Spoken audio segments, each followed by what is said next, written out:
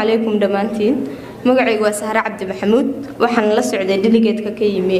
صوماليا قارها وحن كيمي بنتلاند ستيت اوف صوماليا هادسنتين وحن aad ugu farxay caaw markaan dadka arkay meesha fadhiyo alxamdulillah rabbil alamin ilaahay mahadiisa ku ahtay dumarku waa badan yihiin markaan arkayna dhalinyaradu aad bay u badan tahay taasna aad bay ii dhiirigelisay waana ku farxay dhabtii maadaama aan qof dhalinyaro ah wadankii anigu waxaan la hadlayaa gaar ahaan dhalinyarada wadankii baan fariin ugu waday talana waan wadaa waxaan rabaa labadaba in la iga gudoomo Ilaahay idmo waxaan wadaa fariin oo ah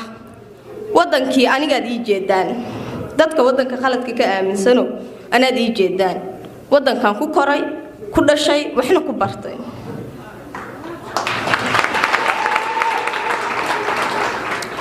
dadka nooga yimaado dibadda waxay nagu dhahaan oo Soomaaliya koronto ma lahayd qaybtoon Soomaaliya koronto iska daayay dad dhisan oo yani alxamdulillah rabbil alamin aqoon iyo cilmi iyo garashaba iyo waaya aragnimoba dadka kale uga badan ba Soomaaliya ka soo baxay dhowr iyo 20 sano burburka ahayd dhalinyarada Soomaaliyeed waxaan u wadaa qof walba halkan soo istaago caaw wuxuu lahaa waxaan u maleynayaa qofka ugu yaray soo istaagay inaan ahay qof walba caaw halkan soo istaago wuxuu lahaa aynu qarannimo doonno aynu qarannimo dhisno aynu qabyaalad dayno waxaas iska dhaafa dhalinyaro waxaas oo dhan ma aragteen iska dhaafa wadanku dhalinyaradu sugaya dadkan hadeer wax sheegay waxa sheegaan waanadooda way la tageen waxa qasi kareen waa qaseen waxa wanaajin kareen waa wanaajiyeen dalka maanta anaguna sugaya midda labaad aan dhahayo waxay tahay qof walba oo soo istaago wuxuu dhahaa dhalinyaradii berita tihiin nama dhahan dhalinyaradii maanta tihiin nama dhahan fiiri 30 sano markaan gaarnaa waxaan noqonaynaa dhalinyaradii maanta 30 sanana already waxaan waa waaweynaa uma baahnin dalka laakiin waxaan u baahanahay qof walba oo meesha soo istaago inuu nagu dhiirigasho inaan nahay dhalinyaradii maanta ee dhahaan maanta ayaa dalka leedahay not berito taladaydu waa taa fariintayduna waa taa dhamaantiina waa mahadsantiin waana ku faraxsanahay dhalinyaradana waxaan leeyahay isku duubnaada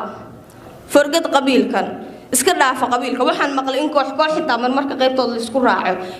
anigu kama warhayo dadkan dibadda jooga laakiin dadka jaamacadaha naga soo aado qabiil bay isku la socdaan forgad waxa soo dhan maanta wadanka Soomaaliyeed anagu noo baahan yahay ma aha Soomaali kaliya cid noo baahan ma ahan Afrika dhan baa maanta noo baahan dhalinyarada Afrikaan nahay waxa loo baahan yahay inaan gacmaha isqabsano waxa loo baahan midda kale dibkan haysto wuxuu yahay dhalinyarada iyada waxbarashada way ku yar tahay please waxa la barto waxbarashada kaliya ma aha khibrad hal la doono wadanka hal lagu soo noqdo hal la arko dadkiina waxa ay ku nool yihiin la qaybsada la arka please dadkiina waxa ay ku nool yihiin marka la arkan ayaa dareemi kartaa waxa wadankiina ka jiro taas dhalinyarada ay ahayd haweenka iyo haweenka Soomaaliyeed waan salaamaya hool weyn bay noo qabteen markii aabayaashu dhaqasayeen oo walaaqayeen dadkina garab taagna hooyooyinkay ahaayeen dadkina koriyo hooyooyinkay ahaayeen dadkii dahabkooda noo huran hooyooyinkay ahaayeen waa ku mahadsantihiin dhabtii waan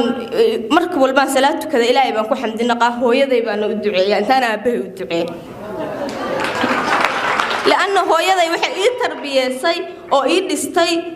si alxamdulillah rabbil alamin sida iiga jeedaan marka hooyo walba oo Soomaaliyeed waa sida hooyaday oo kale tawaan hubaa